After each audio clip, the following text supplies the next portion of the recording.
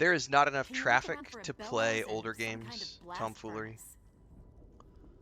furnace? Um, so as a general rule, I focus on new games as a rule. So like this year, I think we're up around, I know we played 50 at least. We played at least 50 new games this year. I would have to go look at the actual list to know exactly how many. But I try to play 3 to 5 games every month, minimum. New releases. September we played 9 games. October we played 7 games. Most of the months this year I played five, at least 5 games per month this year. Um, and then some months was more than that. For the most part, I stuck to new releases this year. Um, we are currently playing through older games, but they are new to me, being Fallout 76 and Elder Scrolls Online. Both of these are technically older games. They are not new releases. Also, Destiny 2. I played Destiny 2 for quite a bit this year and pre-bought the Year of Prophecy, which includes Renegades, which comes out today. But I haven't played in a couple of months because of PS5 blowing up on me. Anyway, yeah, there's not enough traffic to go back and play through old games. So one thing I did earlier this year, I think it was when the PS5 blew up, and I didn't have my PS5 here, and so I was trying to find something to do to fill in the gaps. I went and played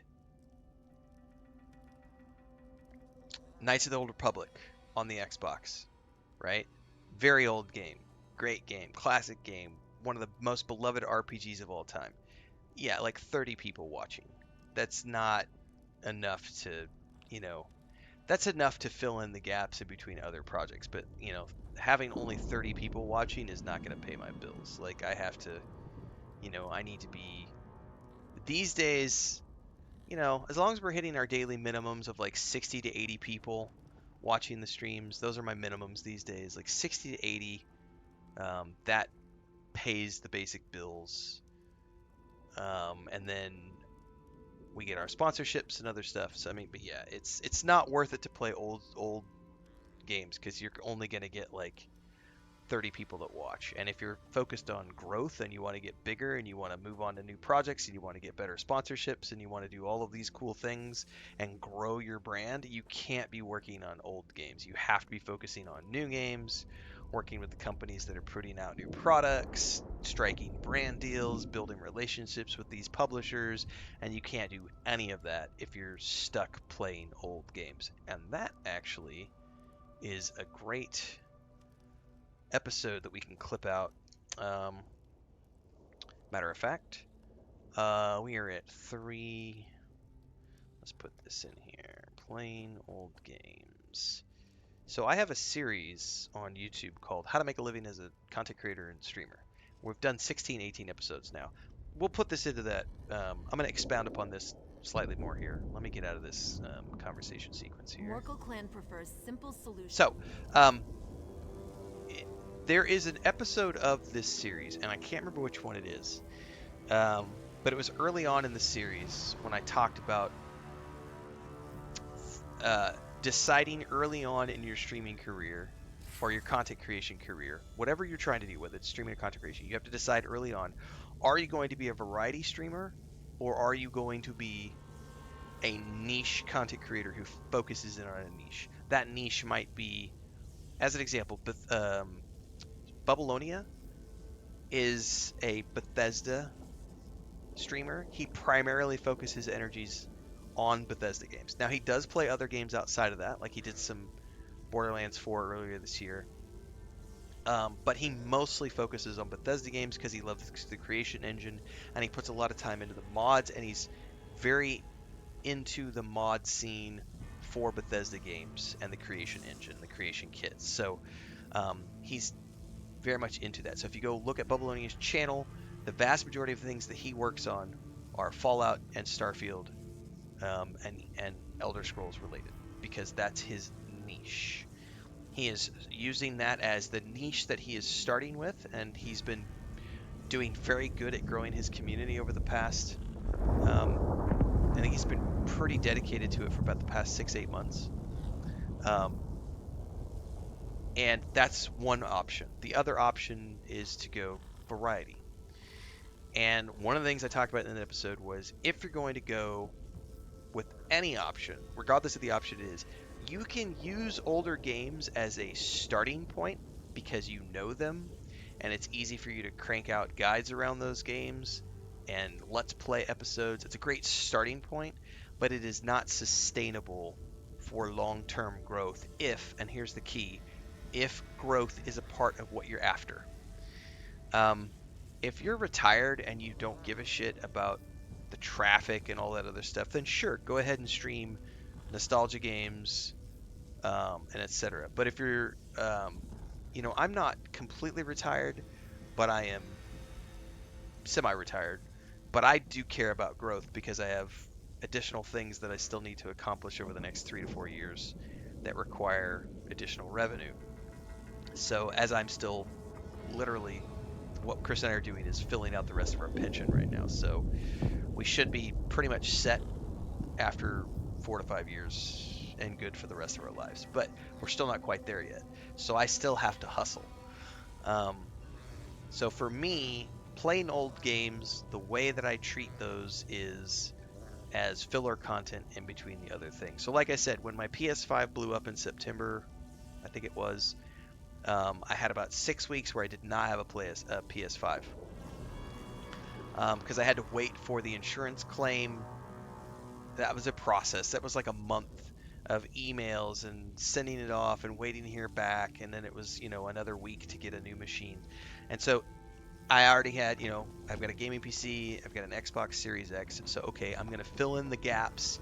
Because what came out during that time? Well, I couldn't play Destiny 2 at the time. The Kingdom Come Deliverance 2 DLC dropped. I owned that. But I couldn't play that.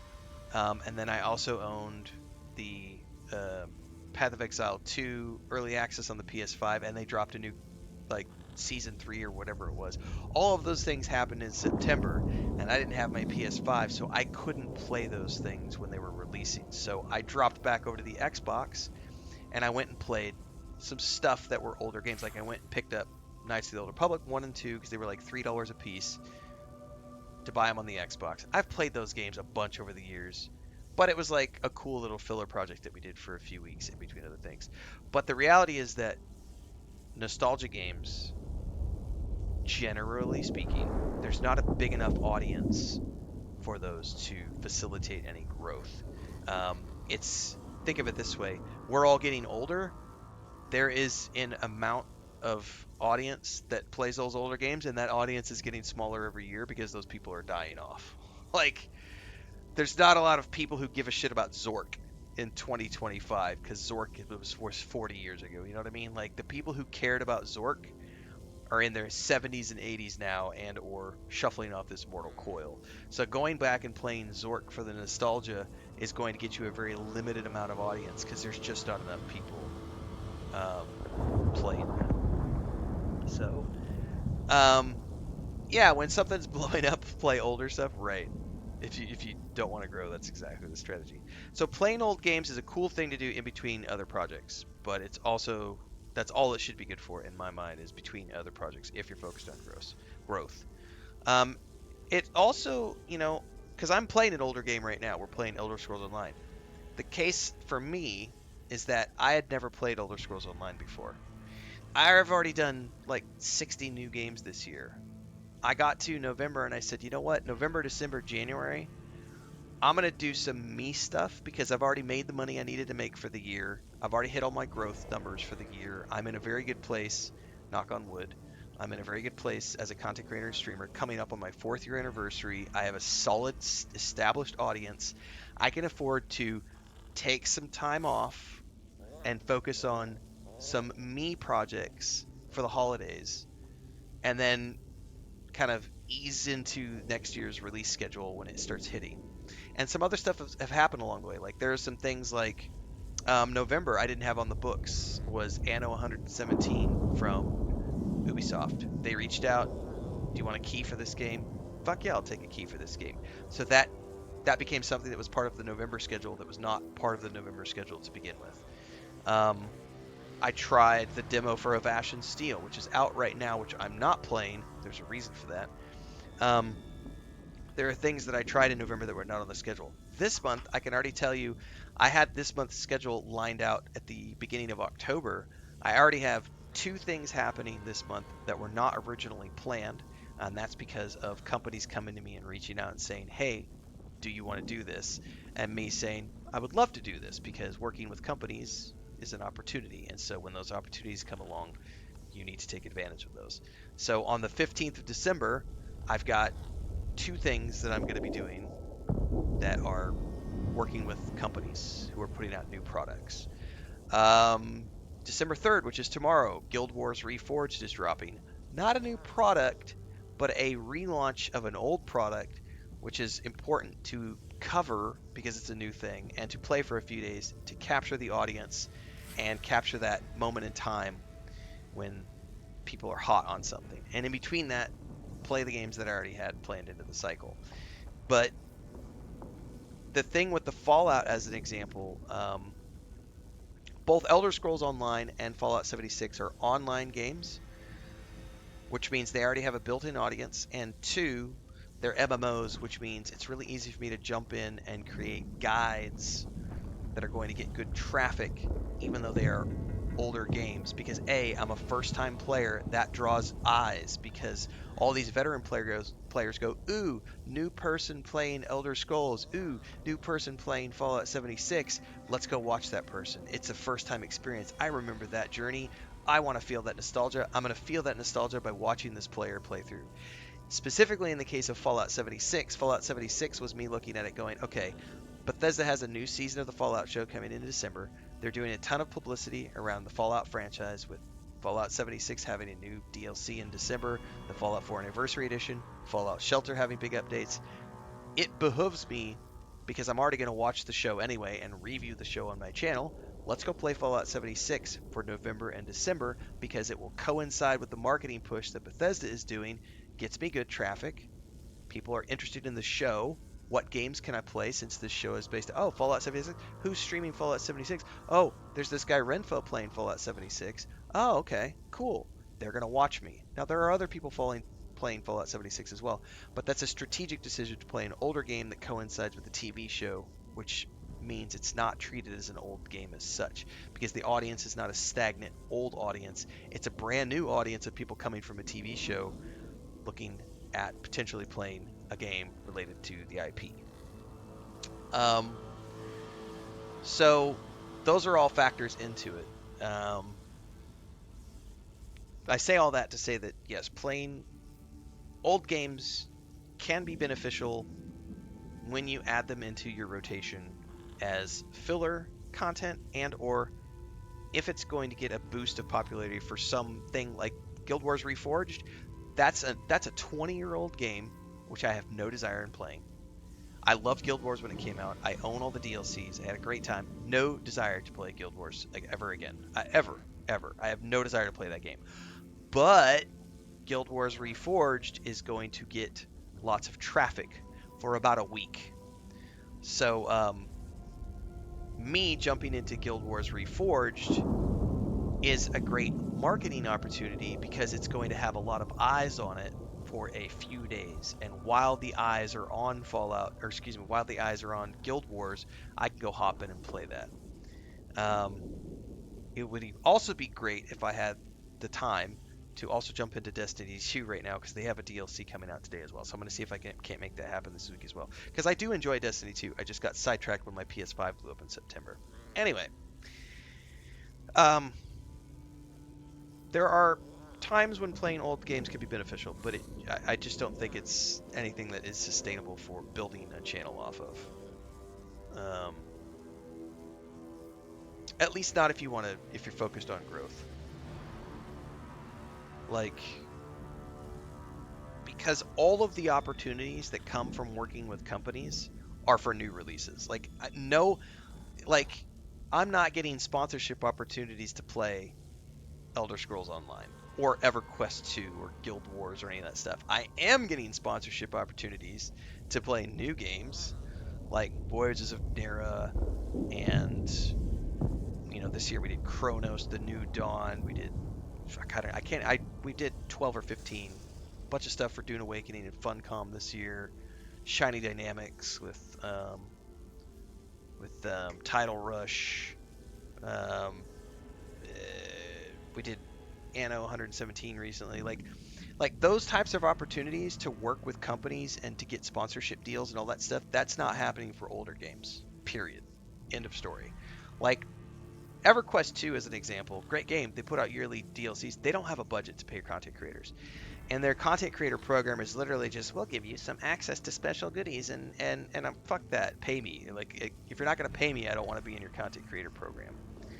Um, so yeah, new games are where it's at if you want to grow your channel and have brand deals and get sponsorships and all that stuff. It's all based on focusing on new things. Mike Knight over on TikTok says, "What if you play old games but in video format, but for passion on the side?" Yeah, that's something completely different. Yeah, that goes into what I was saying earlier. If you're retired or you don't care about the money, then yeah, play all those old games. But this is an episode. This is getting clipped out for the episode of how to make a living as a content creator and streamer for that series I have over on YouTube. So we're focusing on, is this something that you can actually do if you're going to be focused on growth? And the reality is no. And whatever episode it was of the series where I talked about that before, I mentioned that when I first got going as a streamer 4 years ago, I was co-streaming with several other people who were also, we were all like doing old school MMOs. So we were doing like EverQuest 1, Project 1999, the Vanguard Saga of Heroes emulator server, EverQuest 2, the legendary servers for Lord of the Rings Online, all of that other stuff. And by the end of that first year, I realized that my channel was going like nowhere. It was like I had a very finite audience of people who were interested in the old school things, and I went, yeah, I want to actually grow my channel and make money at this and become successful. So I'm gonna go off and do all this other stuff. None of those people are still streaming anymore. They all abandoned their channels, and it's because there was no growth in it, and they all disappeared off the internet. So um, if you're like Granny Skyrim Granny or whatever her name is, Skyrim Grandma, and you're 70 years old and you're retired and you don't care about the money, sure, you can play an older game and still find an audience with that. But Skyrim Grandma only plays one game. That's it. And part of her shtick, as it were, was the fact that she was a 70-year-old grandma. I mean, she's 90 now, but I don't know how old she was when she started Skyrim, probably in her 80s. Her shtick was that she was an old lady playing Skyrim. That's part of what made her popular.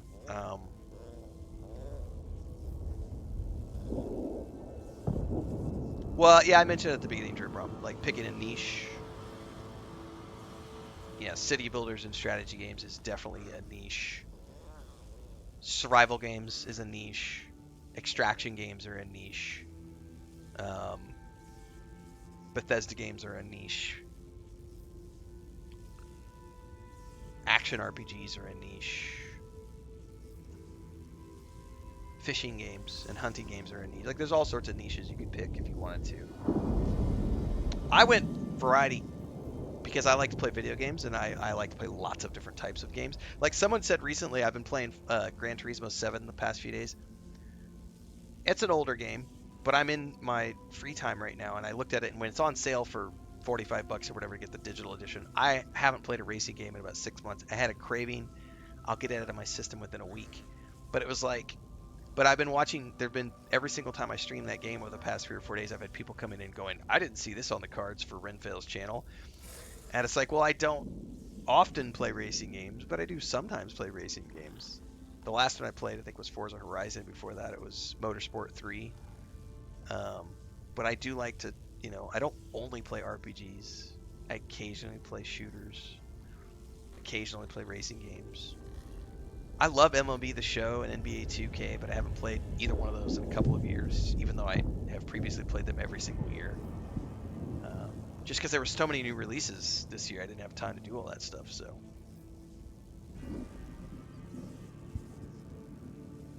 I was actually just talking to my brother about Lord of the Rings, Return to Moria. Unfortunately, it doesn't look.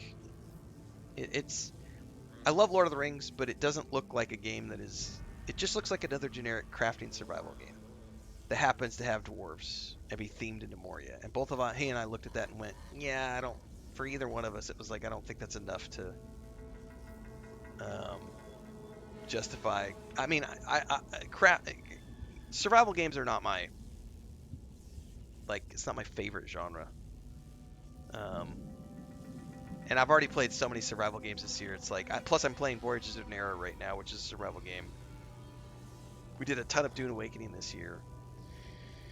I'm just like, nah, not really.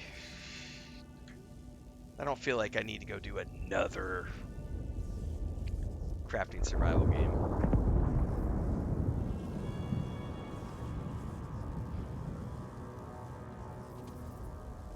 Because that's the thing, yeah, if you played one, you play.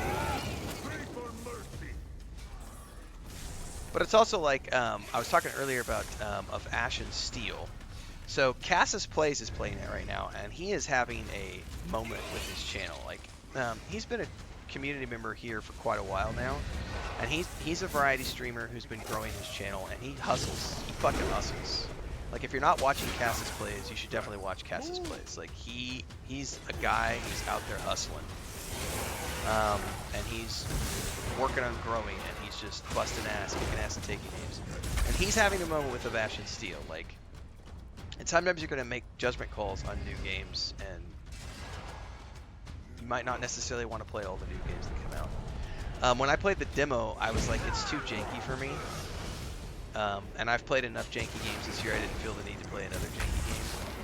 But like, he's playing it right now, and he's been, like, his previous averages were like 30 to 40, maybe 50 people per stream on YouTube. He's been getting like 120, 150 people watching him play of Ash and Steel, which is great. Perfect example of why focusing on new games is a good thing, because you're going to get way more traffic than you would get playing older games. And sometimes you're going to play a game that does really, really well, and that goes into the episode we talked about of identifying viral trends and tapping into those, because sometimes you're going to hit a gold mine with a game, and you need to ride that train for all it's worth, and you're not going to find that with older games. Or at least it's going to be very rare. I've played a lot of older games over the years between things. The only time I have ever seen an older game hit it off was with No Man's Sky. I came into No Man's Sky on World's Update Part 1, never having played the game before, 8 years into the game's life cycle, and all of a sudden I'm getting like 250 people watching my streams. I'm getting the Kingmaker slot on Twitch, and I was like sitting here going, what the hell is going on? Like, this traffic is insane, and I'm playing like an 8-year-old game. But it was because they had just done a massive update, and I happened to be one of the few people that were streaming it who was a new player, and so there was a bunch of people wanting to check out the update. That doesn't happen very often.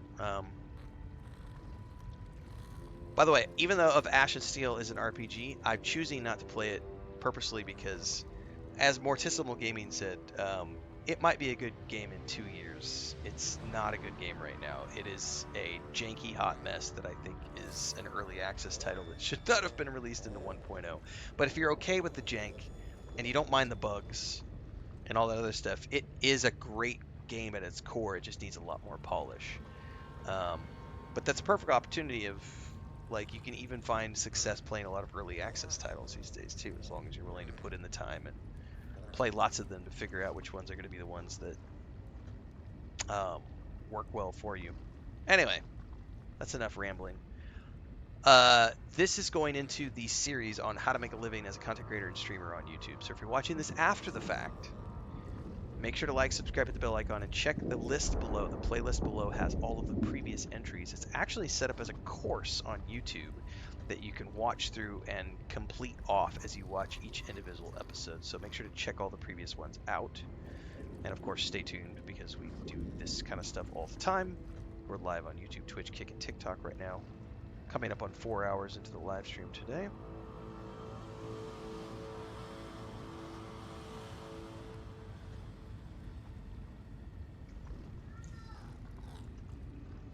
Breakfast is ready? Okay, thank you. All right, let's get through here.